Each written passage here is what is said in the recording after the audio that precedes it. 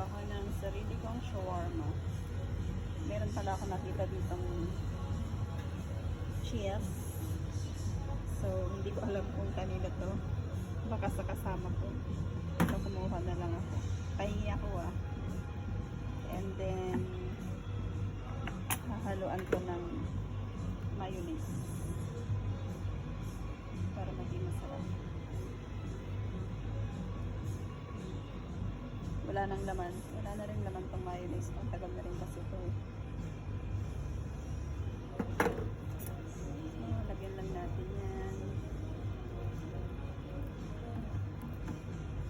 Then, ito nga pala is tawag nila dito Georgia.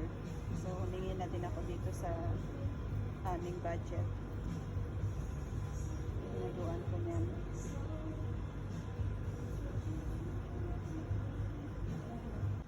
So, ito na yung ready na nagawa ko. Nakagawa ko ng dalawang shawarma na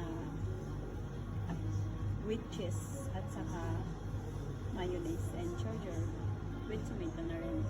Salamat sa sponsor ko ng mga nilagay ko na palaman next time ulit. So, mamaya ito toast ko para kainin.